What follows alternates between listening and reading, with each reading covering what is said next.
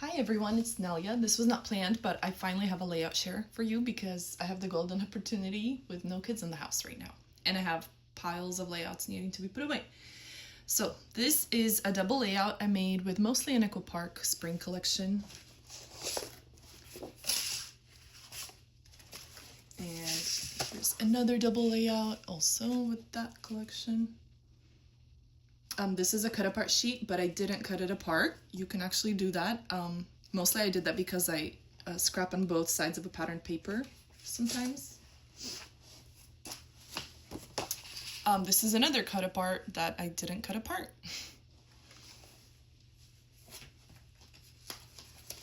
Another double layout, nope, this way, of an Easter egg hunt. And I love these foam strips from Studio Calico. By the way, they have like very good sales on their website. Check it out. This is a Rosie Studio puffy sticker. I love it. And this is Simple Stories from their 6x8 paper pad. I love the flower crown like idea. And this is maybe not necessarily a double layout, but maybe more like coordinating pages, but it's of my daughter at the zoo for a field trip. I love this fringe grass.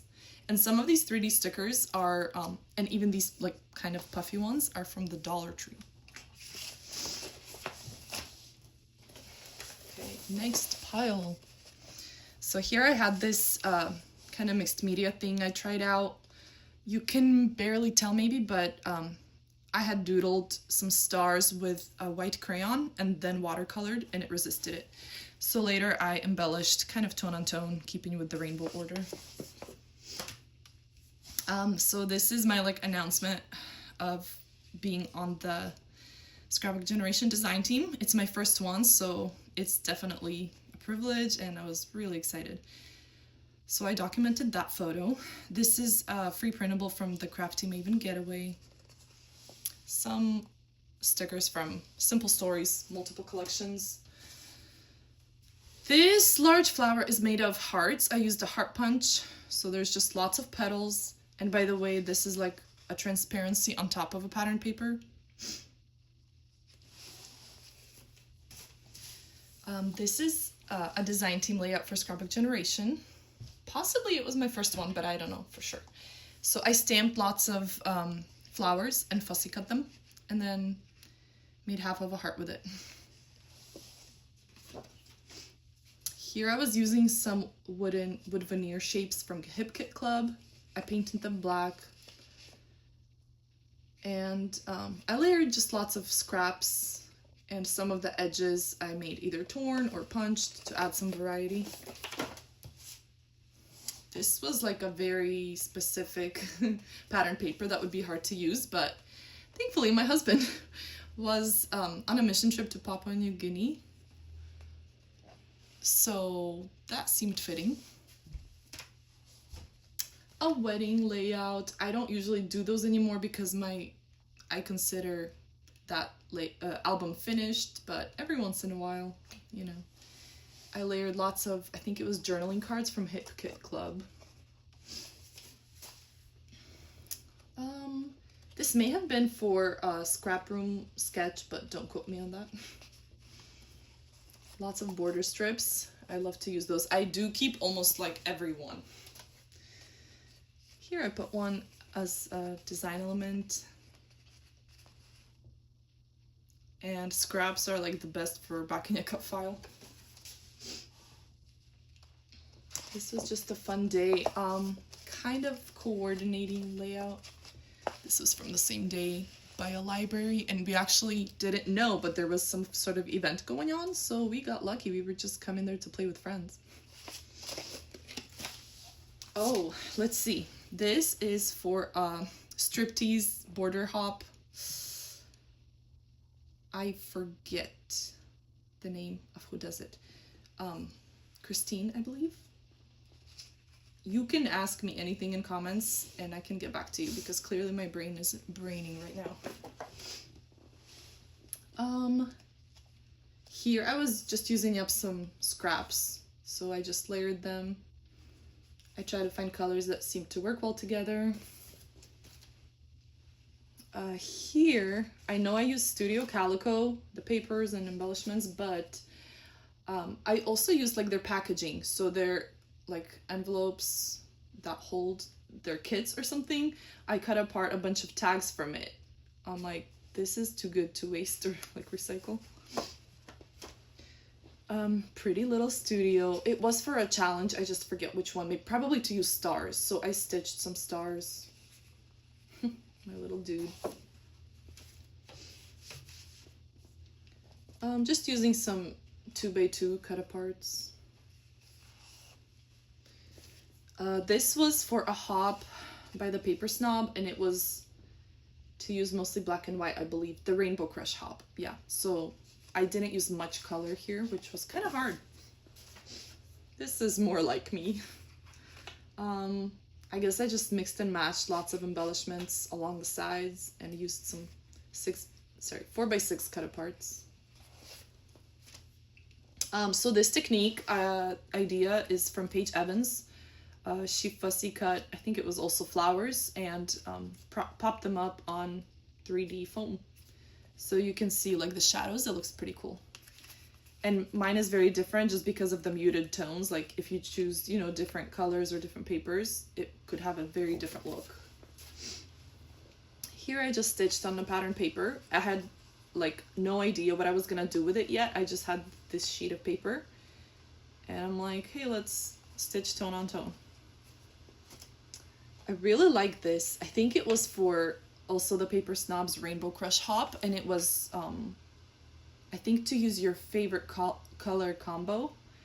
I don't really have a favorite like specific colors, but I went with like analogous colors, so next to each other on the color wheel, so you get this ombre effect.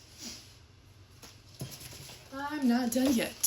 So I made this for Scrapbook Generation using a sketch for 6x6 paper pads. Just stitched on them, added some embellishments, and called it good.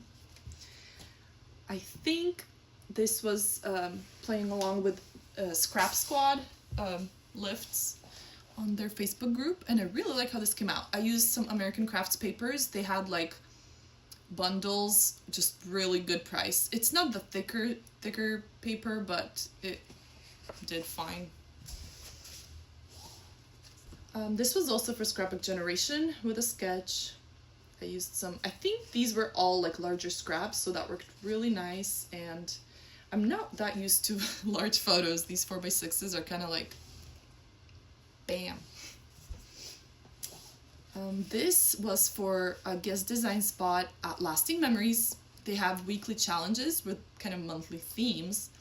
And we were inspired by children's books in November. So this was for, oh my goodness, the Caterpillar book. Like, I'm blanking. But I was just inspired by circles. And actually most of these circles are washi tape instead of pattern paper. I find that when I place washi on a piece of just scrap paper, like not multiple pieces, but like one and the same washi, it's easier to use. Then you can do whatever you want with it, punch it, cut it out, whatever. This is an Echo Park collection year in a review kit. Some Rosie Studio chipboard that's really pretty.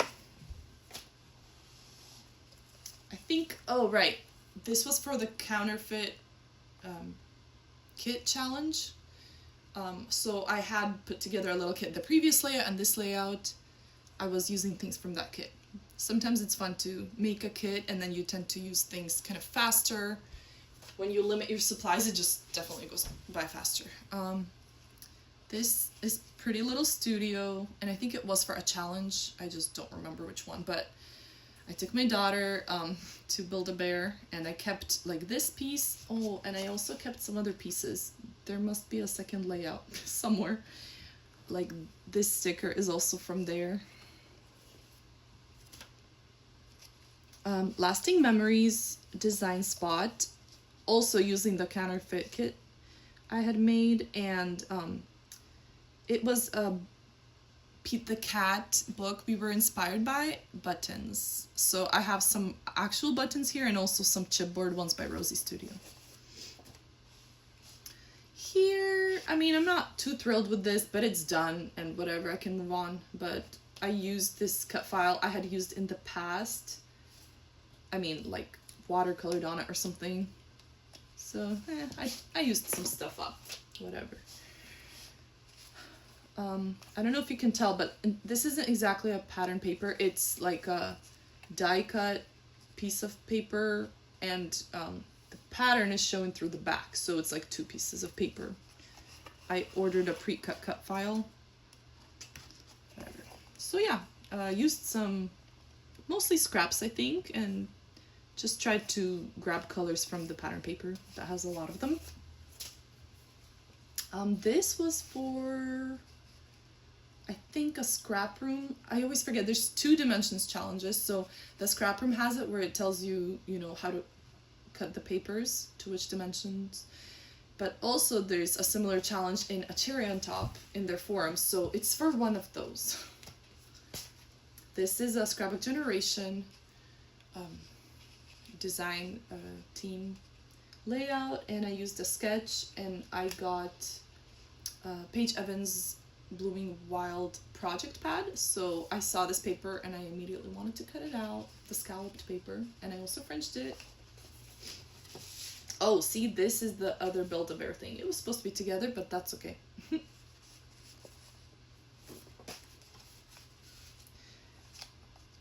This is also from another project pad.